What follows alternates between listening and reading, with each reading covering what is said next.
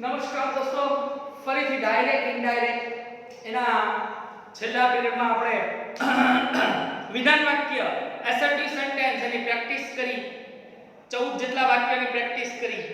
ફરી પાછું આજે ડાયરેક્ટ ઇનડાયરેક્ટ શીખવા જઈ રહ્યા છીએ, પણ આજે પ્રશ્નાર્થ વાક્યની ચર્ચા કરવાની છે. પ્રશ્નાર્થ વાક્ય એટલે ઇન્ટરોગેટિવ સેન્ટેન્સ. વાલા દોસ્તો, આ આપણો બીજો પડાવ છે જેમાં આપણે પ્રશ્નાર્થ વાક્ય શીખી રહ્યા છીએ. પ્રશ્નાર્થ વાક્ય નું આજે ઇનડાયરેક્ટ સ્પીચમાં રૂપાંતર કેમ થાય, જેને આપણે ઇન્ટ્રોગેટિવ સેન્ટેન્સ કહીએ છીએ. ઇન્ટ્રોગેટિવ સેન્ટેન્સ એટલે પ્રશ્નાર્થ વાક્ય, કેટલાક એને ક્વેશ્ચનિંગ પણ કહે છે. એનું ઇનડાયરેક્ટ સ્પીચમાં રૂપાંતર કેમ થાય એ જોઈએ. તો પહેલી વાત છે કે ડાયરેક્ટ સ્પીચ એટલે ડીએસ નું પ્રશ્નાર્થ વાક્ય ઇનડાયરેક્ટ સ્પીચમાં વિધાન વાક્યમાં રૂપાંતર કરે છે.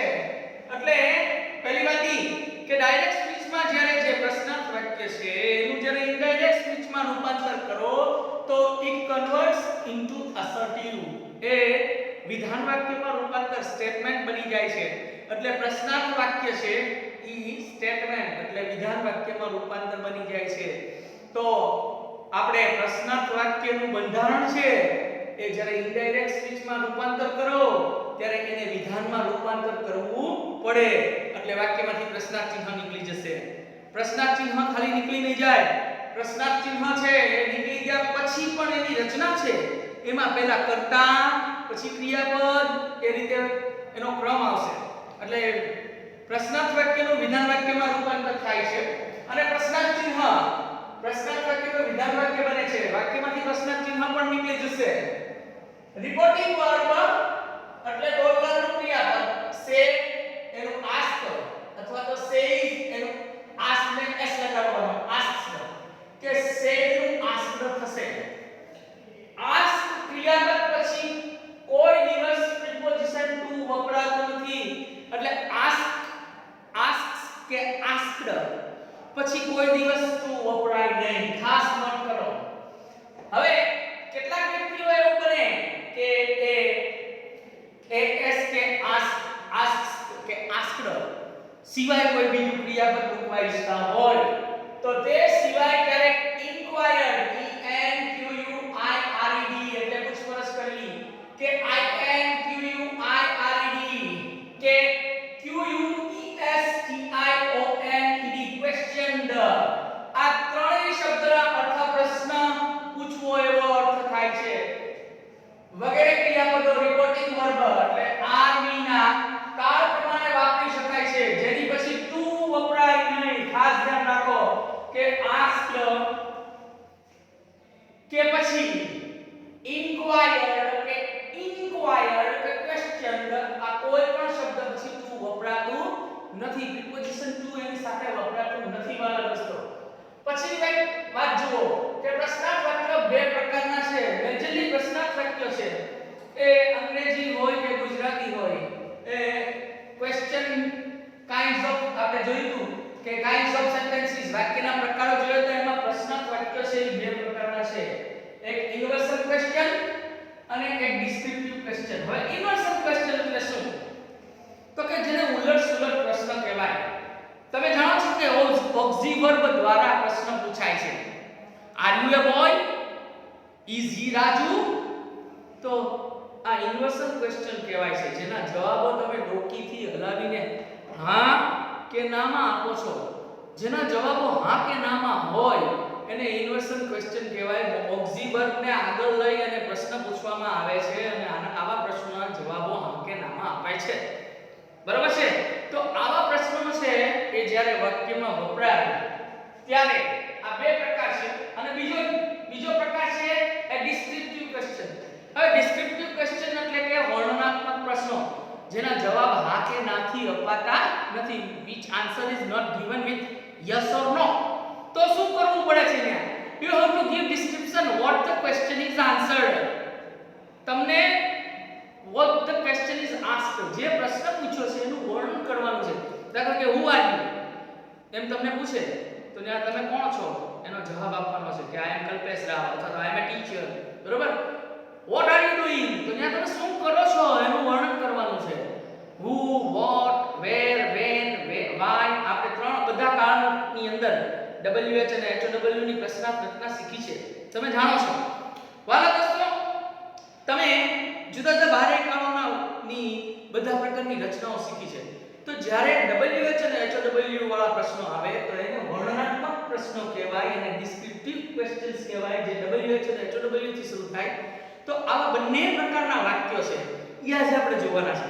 હવે સમજવાની એ વાત છે વાલા દોસ્તો કે ઇન્વર્શન ક્વેશ્ચન એટલે ઉલટસુલટ પ્રશ્ન છે, એનીથી જ્યારે પ્રશ્ન પૂછાય તો ત્યારે સંયોજક જુદું મૂકવાનું છે. અહીંથી જ્યારે પ્રશ્ન પૂછાય WH અને HOW થી, અંગ્રેજીમાં બે શબ્દો એવા છે WH અને HOW કે જેનીથી વર્ણનાત્મક પ્રશ્નો પૂછાય છે, તો ત્યારે પણ એના સંયોજકો જુદા વાપરવાના છે. શું કરવાનું છે? જ્યારે WH ની વાત કરે ત્યારે WH અને HOW થી પ્રશ્ન પૂછવાનો હોય ત્યારે એને ને એને સંયોજક બનાવી દેવાના છે. જ્યારે ઇન્વર્શન ક્વેશ્ચન એટલે ઉલટસુલટ પ્રશ્નની વાત કરે ત્યારે બે શબ્દોને સંયોજક બનાવવાના છે. ક્યાં ક્યાં? તો કે કાં તો if અને કાં તો whether. મેજરલી બે સંયોજક શબ્દો એવા છે કે WH અને HOW સિવાય વર્ણનાત્મક પ્રશ્ન ન હોય અને ઇન્વર્શન ક્વેશ્ચન હોય એટલે ઉલટસુલટ પ્રશ્નો જેનો જવાબ હા કે નાથી અપાતા હોય ત્યારે સંયોજક તરીકે if કે whether વપરાય છે. હવે જ્યારે વાક્યમાં એવું બને કે આવા પ્રશ્નાર્થ વાક્યમાં if ને સંયોજક તરીકે મૂક્યું હોય અને વાક્ય પ્રશ્ન પૂછ્યું હોય ત્યારે if નહીં મૂકવાનું, ત્યારે whether થી જ જવાબ આપવાનો. ખાસ એ નોટ કરો. જો તમે એમ કરશો તો બે વાક્યમાં બે if આવશે. આપણે અત્યારે તો પ્રાઇમરી બેઝ શીખીએ છીએ, પછી આની પ્રેક્ટિસ કરશું ત્યારે આના વિશે ડિટેલમાં ચર્ચા કરશું. તો ફરી પાછી વાત અહીંયા કરતા અહીંયા પાછા આવીએ કે પ્રશ્નાર્થ વાક્ય બે પ્રકારના છે. ઉલટસુલટ એટલે કે ઇન્વર્શન ક્વેશ્ચન જેનો જવાબ હા કે નામાં આપી શકાય છે, જેને આપણે હા કે નાથી જવાબ આપી શકીએ છીએ. આવા પ્રશ્નોમાં સંયોજક if કે whether નો ઉપયોગ કરવામાં આવે છે. આવા પ્રશ્નના સંયોજક તરીકે શું વપરાય છે? કાં તો if વપરાય છે ને કાં તો whether વપરાય છે. જો આવા વાક્યમાં if સંયોજક તરીકે વપરાય, જો આવા વાક્યમાં પ્રશ્નાર્થ વાક્યમાં જો if એને વાપરેલું હોય તો whether છે.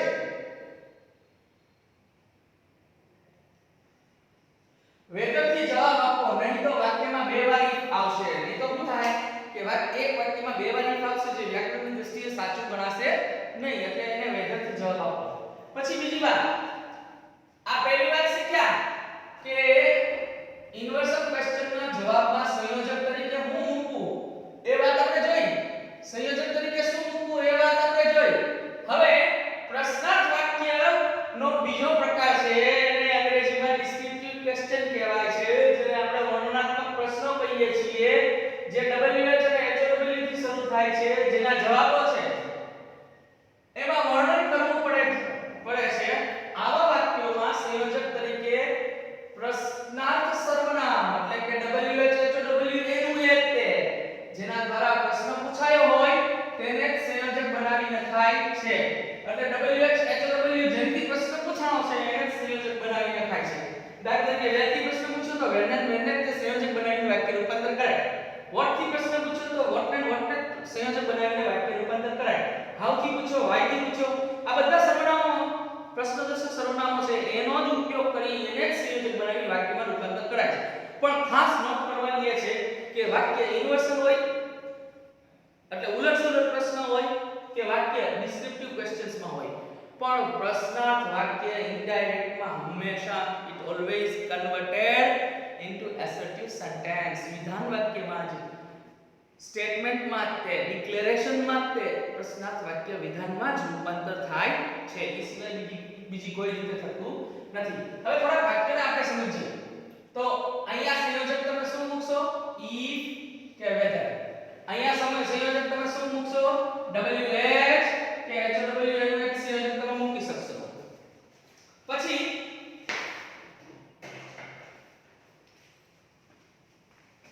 સંયોજક મૂક્યા પછી આપણે જે વાત કરવાની છે રિપોર્ટિંગ વર્બની વાત કરવાની છે વાલા દોસ્તો. હવે રિપોર્ટિંગ વર્બ છે એ તમે said નું ask લખી શકો, INQUIRED inquired લખી શકો, Q-U-I-R-E-D ઇન્ક્વાયર લખી શકો કે Q-U-E-S-T-I-O-N-E-D ક્વેશ્ચન લખી શકો. Is it clear? હવે આગળ વધીએ.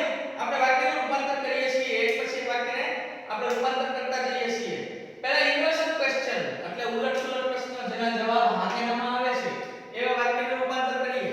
પહેલું વાક્ય એવું કહે છે કે રાજુ સેઝ આશા. બોલનાર રાજુ છે, સાંભળનાર આશા છે.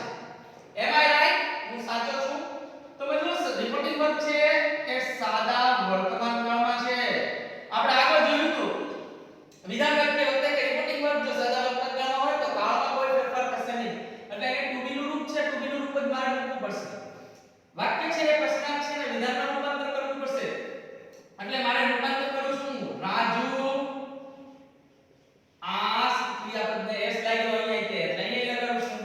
આસ પછી ટુ નો આવે એટલે વાક્યમાંથી ટુ કાઢું છું. આશા. હવે વિધાન વાક્યમાં તમે સંયોજક ધેટ વાપરતા હતા પણ અહીંયા આપણે સંયોજક શું વાપરવું પડશે? if કે વેધર વાપરવું પડશે. જો વાક્યમાં if હોય તો વેધર જ વાપરવાનું કારણ કે ડબલ વખત if ન થાય.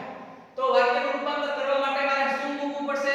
if કે વેધર મૂકું છું. તમારે ત્યાં બે નથી મૂકવાના. હું અહીંયા તમને પહેલી વખત શીખવાડું છું એટલે મૂકું છું. હવે વાક્ય પ્રશ્નાર્થ છે ને વિધાન કરવું પડશે. વિધાન કરવા માટે કર્તાને પહેલા લેવો પડશે કારણ કે ઇન્વર્સન ક્વેશ્ચન છે એટલે આર ને એને ટુ બી ના વર્બ ને એને આગળ લીધું હતું. હવે આઈ એટલે પહેલા પુરુષનો ફેરફાર બોલનાર પ્રમાણે બોલનાર કોણ છે? રાજુ. તો રાજુ એટલે હી. વાક્ય છે એ સાદા વર્તમાન કાળમાં છે, કાળમાં ફેરફાર નહીં થાય એટલે ટુ બી નું વર્બ ફોલો કરવો પડશે. તો હી ની અરે ઇઝ આવશે. He is. if કે whether he is right. પ્રશ્નાર્થ વાક્ય છે વિધાનમાં રૂપાંતર થઈ ગયું. શું રૂપાંતર થયું? રાજુ આશા. if કે whether તમે કોઈ પણ શબ્દ મૂકી શકો છો. બે એક આર નથી મૂકવાના. he is right. પ્રશ્નાર્થ વાક્ય વિધાનમાં રૂપાંતર થઈ ગયું. બીજું વાક્ય નેહા said to અમિત. બોલનાર નેહા છે, છોકરી છે, સાંભળનાર અમિત છે. is he your friend? એ તારો મિત્ર છે એમ પૂછે છે. તો શું થશે વાક્ય? નેહા સાદો ભૂતકાળ છે એટલે મારે આસ્ક ને ઈડી લગાડવું પડશે. આસ્ક અમિત. હવે અહીંયા હું if જ સંયોજક લગાડું છું કારણ કે એક સંયોજક જ વાપરવાનું છે. વેધર ને ઈ બે ભેગા લખવાના નથી. કોઈ પણ એક સંયોજક વાપરવાનું છે. જો વાક્યમાં if હોય ત્યારે જ વેધર લખજો. તો is he your friend? આવો પ્રશ્ન છે. તો વાક્યમાં he કરતા છે પહેલા લઈ લેવો પડશે. if he વાક્ય છે સાદા ભૂતકાળમાં છે. અહીં સાદા વર્તમાન કાળમાં હતું એટલે કાળમાં ફેરફાર ન થયો. પણ સાદો ભૂતકાળ છે એટલે અહીં ટુ બી નું રૂપ છે. ટુ બી નું ભૂતકાળ કરવું પડશે. તો if he was. હવે સર્વનામ your છે. your એટલે બીજો પુરુષ. you your કર્તા કર્મને સંબંધ. તો મારે સંબંધનું રૂપ લાવવું પડશે. સાંભળનાર કોણ છે? બીજા પુરુષનો ફેરફાર સાંભળનાર પ્રમાણે સાંભળનાર અમિત છે. તો અહીંયા તમે રૂપાંતર જુઓ you અને your આમ છે. તો અમિત માટે he him અને his. તો મારે અહીંયા your નું શું કરવું પડશે? his friend. પ્રશ્નાર્થ વાક્ય વિધાનમાં રૂપાંતર થઈ ગયું. બીજું વાક્ય જુઓ I said to my teacher. May I come in? હું અંદર આવી શકું છું? મેં મારા શિક્ષકને કહ્યું કે હું અંદર આવી શકું છું. તો રૂપાંતર થશે વાક્ય I ENQUIRED inquired. to નો આવે my teacher. હવે વાક્ય પ્રશ્નાર્થ છે વિધાનમાં રૂપાંતર થશે. સંયોજક મૂકી દો. if I એટલે કોણ? તો કે હું. એટલે પહેલા પુરુષનો ફેરફાર I જ રહેશે. પહેલા પુરુષનો ફેરફાર બોલનાર પ્રમાણે. બોલનારમાં I સર્વનામ છે એટલે I નો I જ રહેશે. I may. હવે may નું ભૂતકાળ શું થાય? may નું might થાય. જો યાદ કરો લો ફોટો દોર્યો તો એમાં I might come in. પ્રશ્નાર્થ વાક્ય વિધાનમાં રૂપાંતર થઈ ગયું. પછીનું વાક્ય જો ટીચર સેડ ટુ મૃણાલી. બોલનાર ટીચર છે, સાંભળનાર છોકરી મૃણાલી છે. Can you speak English? તું ઇંગ્લિશ બોલી શકો છો એમ પૂછે છે. તો વાક્યનું રૂપાંતર થશે. શું થશે? Teacher question questioned questioned questioned Mrunali સંયોજક મૂકો if કે whether આપણે if જ મૂકીએ છીએ if can you આ પ્રશ્નાર્થ છે એટલે can આગળ આવ્યું ઇન્વર્ઝન છે એટલે ઓક્ઝિવર can આગળ આવ્યું પણ હવે એને વિધાનમાં રૂપાંતર કરવું છે એટલે you ને પહેલા લેવું પડશે you એટલે કોણ તો કે મૃણાલી એટલે she could speak English આ રીતે રૂપાંતર થશે દોસ્તો તો આપણે ઇન્વર્ઝન ક્વેશ્ચન એટલે ઉલટ-સુલટ પ્રશ્નોનું ઇનડાયરેક્ટ સ્પીચ જોયું હવે ડિસ્ક્રિપ્ટિવ ક્વેશ્ચન્સ એટલે વર્ણનાત્મક પ્રશ્નો છે એનું ઇનડાયરેક્ટ સ્પીચ એક પછી એક વાક્ય જોતા જઈએ શું કહે છે વિપુલ સેઝ જો સાદો વર્તમાન કા છે એટલે કાળમાં ફેરફાર નહીં થાય તું સુજાતા બોલનાર વિપુલ છે સાંભળનાર છોકરી સુજાતા છે વેર આર યુ ગોઈંગ તું ક્યાં જા છો ટુ બી નું રૂપ છે એટલે એનું બીજ રૂપ મૂકવું પડશે જો એ સેડ હોય તો ટુ બી નું ભૂતકાળ મૂકવું પડે પણ સેડ નથી સેઝ છે તો વાક્યનું રૂપાંતર થશે વિપુલ આસ્ક પછી ટુ નો આવે સુજાતા હવે અહીંયા શું સંયોજક મૂકતા હતા if કે whether મૂકતા હતા પણ અહીંયા મારે wh w ને પ્રશ્નદર્શક સર્વનામ તરીકે સંયોજક તરીકે મૂકવું પડશે એને સંયોજક તરીકે મૂકી અને રૂપાંતર કરી શકાય where ને whether સંયોજક તરીકે હું રૂપાંતર કરું છું where are you going you કરતા છે એને પહેલા લેવો પડશે you એટલે બીજા પુરુષનો કર્તા તરીકે એનો ઉપયોગ થયો છે એટલે you એટલે બીજા પુરુષનો ફેરફાર પહેલા પુરુષનો બોલનાર બીજા પુરુષનો સાંભળનાર એટલે પહેલા પુરુષ સબ્જેક્ટ ફોલો કરે છે બીજો પુરુષ ઓબ્જેક્ટ ફોલો કરે છે ઓબ્જેક્ટ સુજાતા છે સુજાતા એટલે she where she is going પ્રશ્નાર્થ વાક્ય વિધાનમાં રૂપાંતર થઈ ગયું તો જો વાલા દોસ્તો અહીંયા તમે પ્રશ્નાર્થ વાક્યના કર્તાને પહેલા નહીં લ્યો સૌથી પહેલા સંયોજક મૂક્યા પછી તો તમારું વાક્ય ખોટું પડશે કારણ કે પ્રશ્નાર્થ વાક્યમાં જ રહેશે વિધાન બનશે નહીં અને રિપોર્ટિંગ વર્બ છે સાદા વર્તમાન કાળમાં હોય તો ટેન્સ માં ફેરફાર થતા નથી ટેન્સ લઈ રહી છે હવે રિપોર્ટિંગ વર્બ સાદા ભૂતકાળમાં આવે છે તમારી સામે શું કહે છે કે મોના સેડ અમિત મોના બોલે છે અમિત સાંભળે છે વોટ આર યુ ડુઇંગ તું શું કરે છે તો વાક્યનું રૂપાંતર કરું છું મોના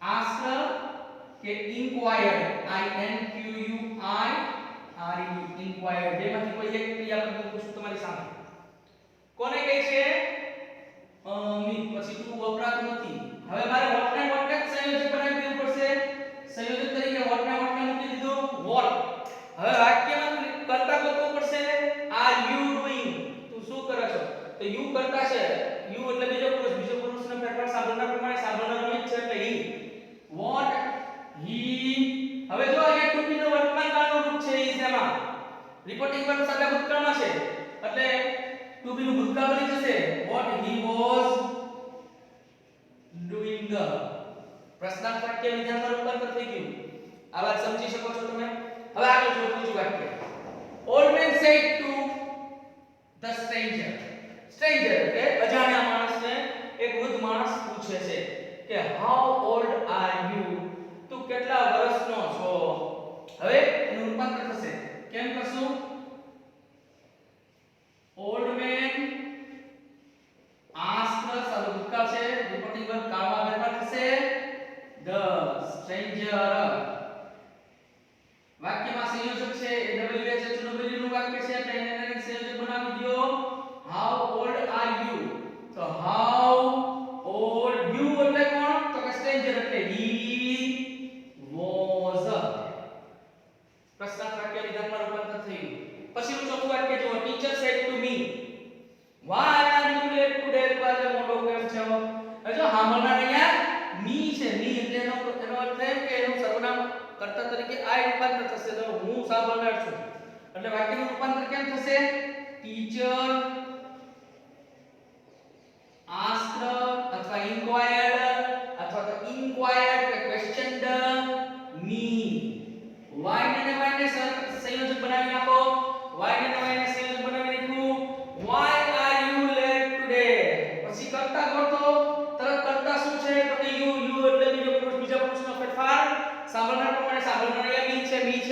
સર્વનામનું થાય કર્તા તરીકે I થશે તો why I હવે વાક્ય સાદા ભૂતકાળમાં રેકોર્ડિંગ વર્બ છે તો to be નું ભૂતકાળ was were થઈ જશે is નું ભૂતકાળ was were થઈ જશે why I was late હવે today નું શું થશે that day તો હું વાક્ય આખું રૂપાંતર થયું teacher asked me why I was late that day તો વાલા દોસ્તો તમે જોઈ શકો છો કે આપણે ડાયરેક્ટ સ્પીચ માંથી ઇનડાયરેક્ટ સ્પીચમાં રૂપાંતર કરવા માટે પહેલા વિધાન વાક્યની ચર્ચા કરી આ બીજો સ્ટેપ છે હવે બીજું પોર્શન બીજો પડાવ છે જેમાં આપણે એના 1 થી 4 વિડિયો તમે જોયા વિધાન વાક્યના એમાં ક્યાં શું નિયમ લાગે સર્વનામમાં ફેરફાર થાય પછી બીજો નંબર કાળમાં ફેરફાર થાય નજીકની વસ્તુ દૂરમાં રૂપાંતર થાય એમાં ફેરફાર થાય આ બધાની અંદર તમે જોઈ શકો છો કે બે ત્રણ વસ્તુ ખૂબ અગત્યની છે સમયાંતરે તમે ડાયરેક્ટ સ્પીચમાંથી ઇનડાયરેક્ટમાં રૂપાંતર કરો તો ત્યારે તમારી સામે પહેલા તો સર્વનામનો પાંચે ટેબલ એક આગળ આપણે સર્વનામનો કોઠો જોયો તો કર્તા સ્વરૂપ કર્મ સ્વરૂપ સંબંધ સ્વરૂપ એમ્ફેટિક સ્વરૂપ એટલે ભાર આપતા સર્વનામો અને રિલેટિવ એમ્ફેટિક ફોર્મ આ પાંચે સ્વરૂપના સર્વનામોનો કોઠો વારંવાર યાદ કરતા રહ્યો વાલા દોસ્તો અને તમારી સામે જુદા જુદા નિયમોને વારંવાર ભણતા રહ્યો વારંવાર પ્રેક્ટિસ કરતા રહ્યો મને ખૂબ 12મા ધોરણના બાળકો માટે મને ખૂબ માન છે કે જે બાળકો રેગ્યુલર મારા વિડિયો જુએ છે અને જરૂર પડે ને આ પૂછે છે ફરી પાછો તમને એક વખત કહું છું કે તમને આ વિડિયોમાં ક્યાંય પણ કોઈ પણ પ્રકારનો પ્રશ્ન ઊભો થાય તો તમે કોમેન્ટ લખી શકો છો અને મારા આ વિડિયોને વધારે જે મને તમારા મિત્રો સુધી શેર કરો અને ડાયરેક્ટ સ્પીચ ઇનડાયરેક્ટ સ્પીચના જે 3 થી 4 માર્ક્સ છે આખા પેરેગ્રાફના એનો તમે ભરપૂર રીતે ઉપયોગ કરો આપણે વિધાન વાક્ય જોયું પ્રશ્નાર્થ વાક્ય જોયું બીજો પડાવ આપણો પ્રશ્નાર્થ વાક્ય નહોતો હવે આના 15-20 વાક્યોની પ્રેક્ટિસ કરશું પછી આજ્ઞા પછી ઉદ્ગાર પછી લેટ વાળા એમ ડાયરેક્ટ સ્પીચ અને ઇનડાયરેક્ટ સ્પીચ પર ધીમે ધીમે પૂરા કરશું એ પછી આપણે સંયોજક શીખવાના છે અને બાકીનો અભ્યાસક્રમ છે ધીમે ધીમે આ રીતે પૂરા કરશું વાલા દોસ્તો બને ત્યાં સુધી તમે પ્રેક્ટિસ ઘરે કરો wish you all the best of you